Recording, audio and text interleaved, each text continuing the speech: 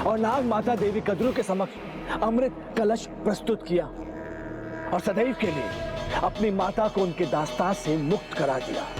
आज से तुम हम नागों की दास्तां से मुक्त हो।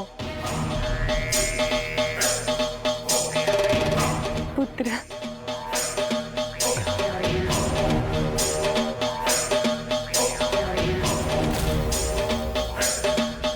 और फिर जैसे ही नाग माता कद्रू अपने संतानों को अमृत प्रदान कर रही थी, ठीक उसी समय देवराज इंद्र वहां प्रकट हुए।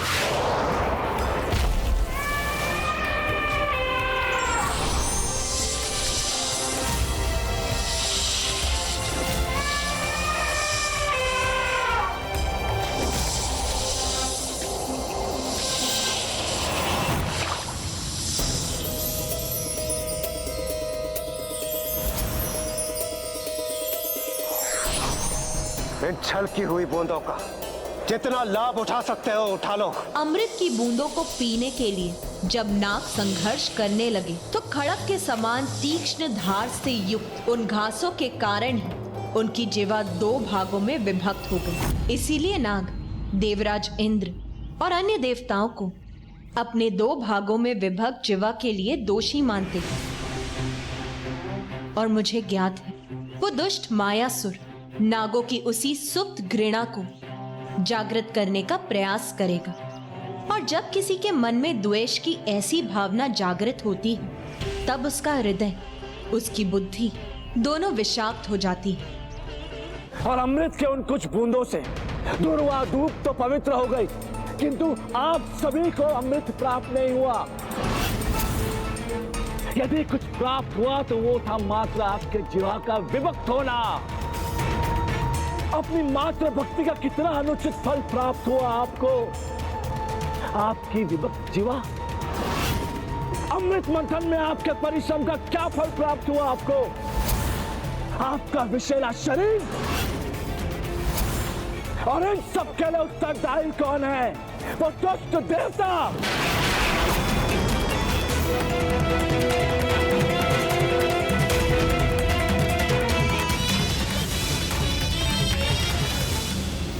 ओम गण गणपतये नमः।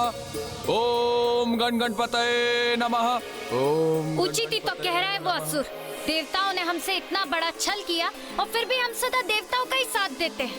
अब समय आ गया है कि अब हमें देवताओं के विरुद्ध असुरों का साथ देना चाहिए। ये आप क्या कह रही हैं देवी? अपने विवेक को जागृत कीजिए। आज ही तो भ्रमजाल से मुक्त हुई हूँ मैं। आज ही मेरा विवेक जागृत हुआ है। उचित अनुचित का भेद कर पा रही हूँ मैं। भ्रमित तो वो असुर कर रहा है आपको और नागलोक के अन्य वासियों को।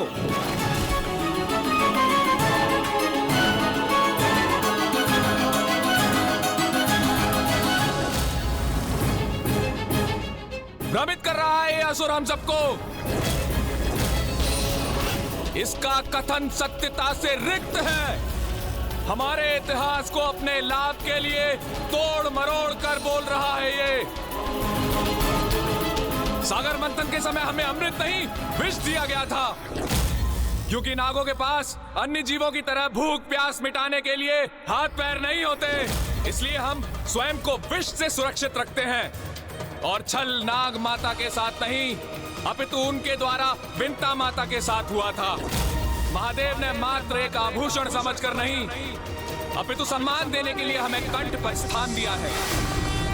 श्री हरि नारायण ने हीन समझकर नहीं, अपितु इस योग्य समझकर अपनी शैया बनाया है। इतना बड़ा सम्मान दिया है हम नागों को उन्होंने। इतना बड़ा सम्मान दिया है हम नागों को उन्होंने।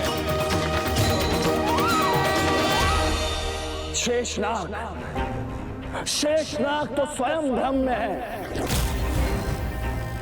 पक पक पर छल करने वाले, आपके साथ कपट करने वाले देवताओं का साथ दिया है शेषनाग ने।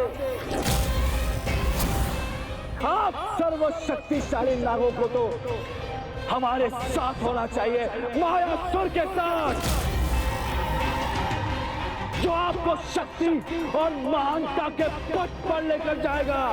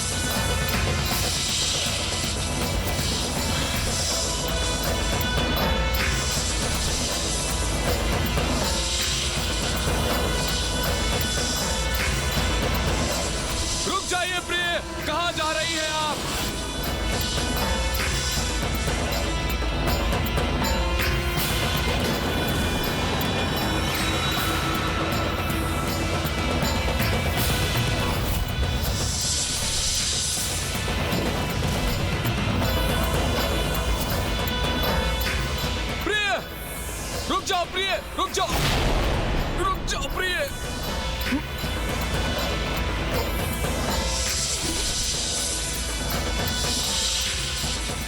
ओम गण गणपतये नमः। ओम गण गणपतये नमः।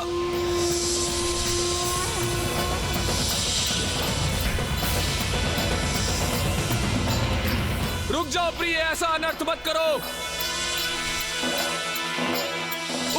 उसके किसी भी कथन पर विश्वास मत करो। रुक जाओ प्रिय, रुक जाओ।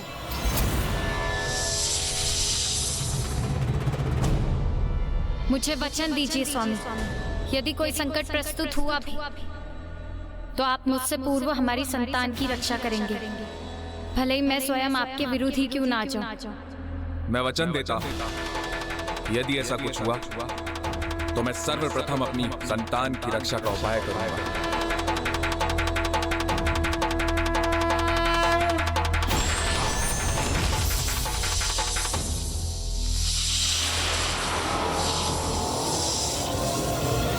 यदि ये उस दुष्ट की कुटिल योजना है तो हम अभी जाकर नागों की रक्षा करेंगे। नहीं पुत्र, नागों की रक्षा तो एकमात्र गणेश ही कर सकता है, और ये दायित्व तो पुत्र गणेश को ही संभालना होगा। नाग पृथ्वी की मूलाधार में वास करते हैं, और मूलाधार के देवता तो तुम हो पुत्र गणेश। इसीलिए नागों की रक्षा तो तुम्हें ही करनी होगी।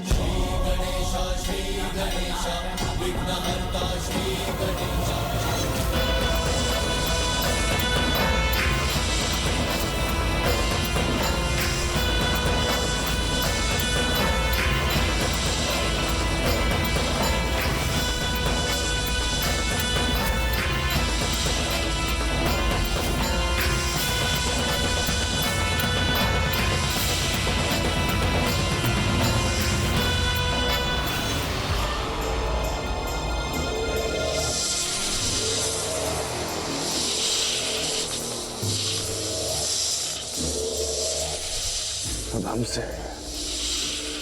हमसे नागों की रक्षा कोई भी नहीं कर पाएगा, कोई भी नहीं।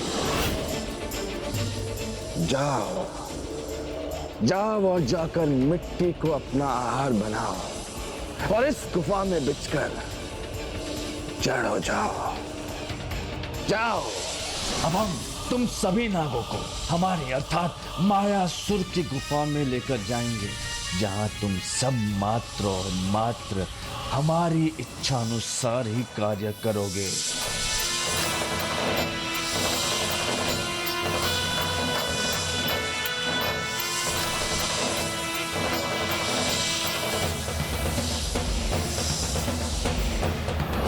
जय मां, जय तामसिक माता।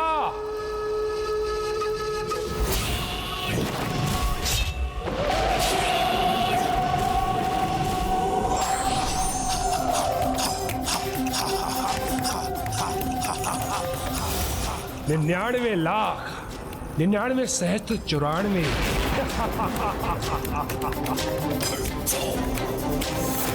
अनुष्ठान की गणना कोठी तक पहुंचने वाली है।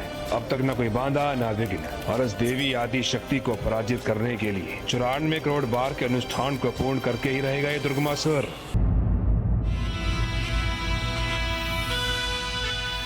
पुत्र गणेश, जैसा कि तुम्हें भली भांति ज्ञात, प्रत्येक जीव कुंडलिनी की शक्ति होती है, जो उसकी रीढ़ के आधार पर स्थित होती, जहां मूलाधार चक्र भी स्थित।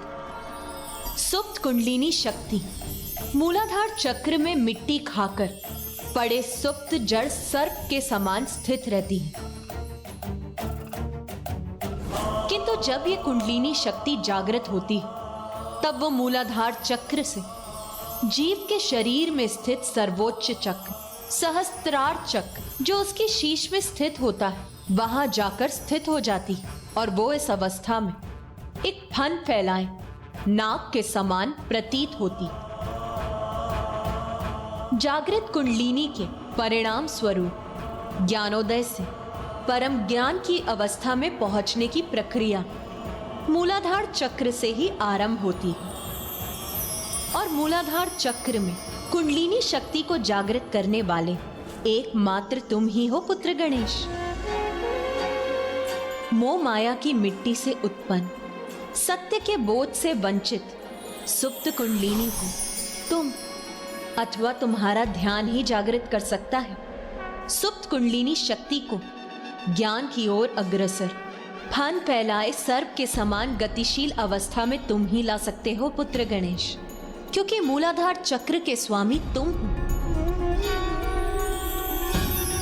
जीव का तो स्वभाव ही है जन्म धारण करते ही मोह माया में उलझ जाना।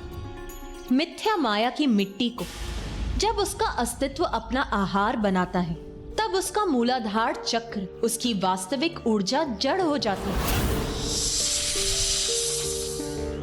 मायावी शक्ति का स्वामी मायासुर नागों के साथ भी कुछ ऐसा ही कर रहा होगा। जिस प्रकार जीव के शरीर में मूलाधार चक्र कुंडलिनी के नीचे स्थित होता है, उसी प्रकार संसार का मूलाधार नागलोक में ही स्थित है। इसीलिए मूलाधार अधिपति प्रथम पूज्य गणेश, तुम ही जाकर नागों को इस माया से मुक्त करो, अन्यथा बहुत देर हो जाएगी। क्योंकि यदि दुर्गमासुर नागों को अपना कवच बनाकर स्वयं को सुरक्षित रखकर अपना अनुष्ठान पूर्ण करने में सफल हो गया, तो फिर उसे युद्ध में पराजित करना बहुत कठिन होगा पुत्र।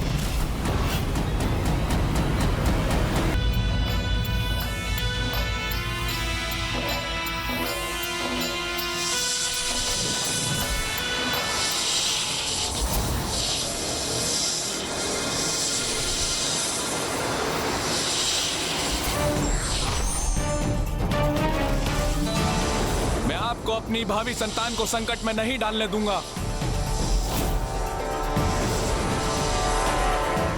तो फिर मुझे रोकने का प्रयास करके देख लीजिए नागलोक के अधिपति शेषनाग जी।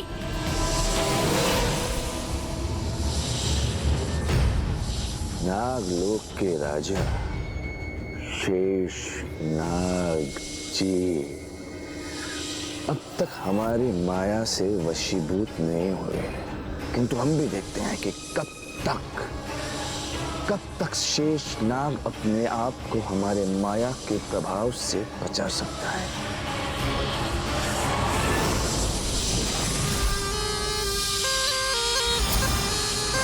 नागों की रक्षा का दायित्व तुम्हारा है पुत्र गणेश, इसीलिए जाओ और उनकी रक्षा करो। मायासुर को अवश्य रोकूंगा मैं माँ। नागों को मायासुर के जाल से मुक्त कराऊंगा मैं, फिर चाहे उसके लिए मुझे कुछ भी क्यों ना करना पड़े।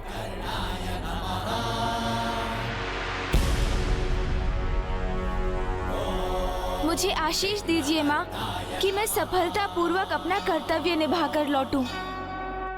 बुद्धि और बल में अतुलनीय हो तुम, प्रथम पूज्य हो, विघ्नहर्ता हो तुम पुत्र गणेश। इसीलिए अपनी सूझबूझ से उस असुर के माया जाल को खंडित कर उन नागों की रक्षा करो। जाओ पुत्र।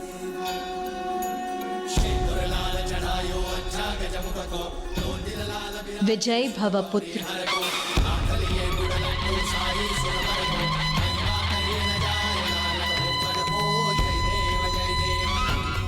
अनुज गणेश, जाओ विजयी होकर लौटो।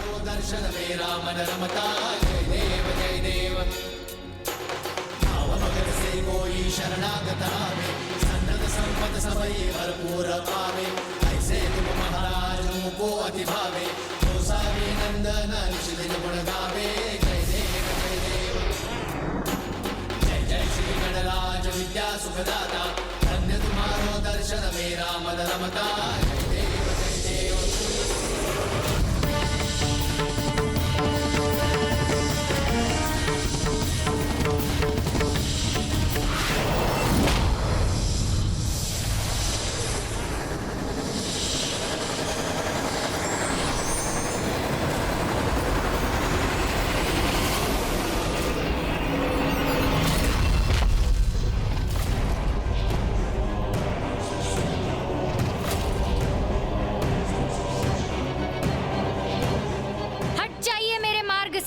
मुझे मेरे अंड को लेकर आगे बढ़ने दीजिए अपने मार्ग पर।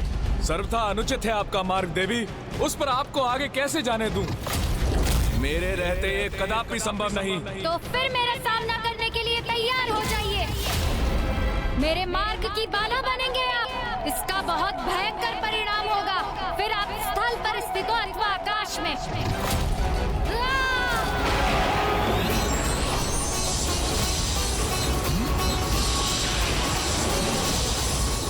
समस्त नाग और उनकी नाग रानी तो हमारे मायासुर के वश में आ चुकी हैं। अब मात्र एक बार उस शेष नाग को भी हम अपने वश में कर लें, उसके पश्चात सफल हो जाएगा दुर्गमासुर का अनुष्ठान और पराजित होगी वो आदि देवी शक्ति भी। हमारी बात मानिए प्रिय।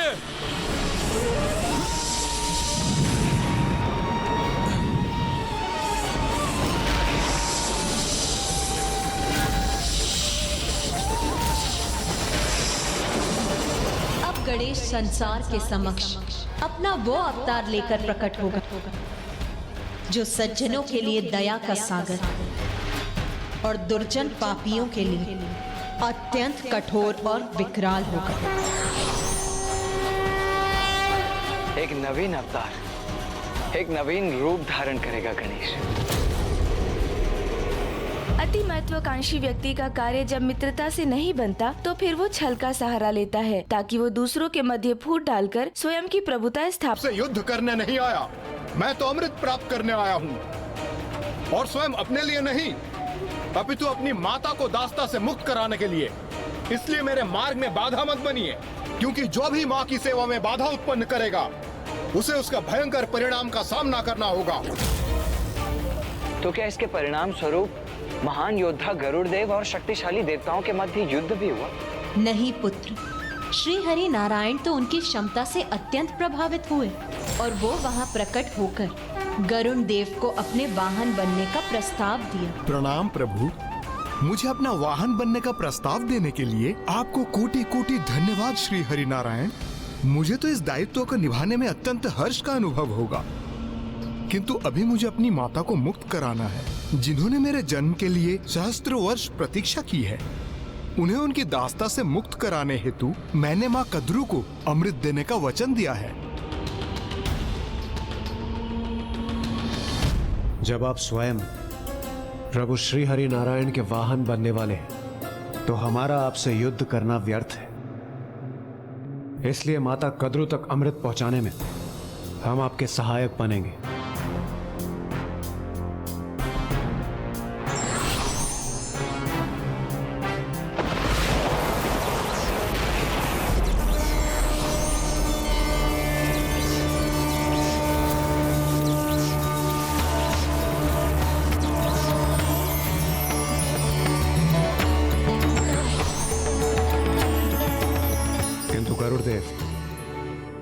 यदि ये अमृत नागों के हाथों में पड़ा तो सृष्टि का उचित चक्र अपने स्थान पर स्थिर नहीं रहेगा। आप अपने वचन अनुसार जैसे ही देवी कद्रू को अमृत प्रदान करेंगे और वो देवी विंता को मुक्त कर देंगी, मैं उसी समय उनसे पुनः अमृत प्राप्त कर लूंगा। और इस कार्य को पूर्ण करने के लिए मुझे अपने साथ चलने की अनुमति आपको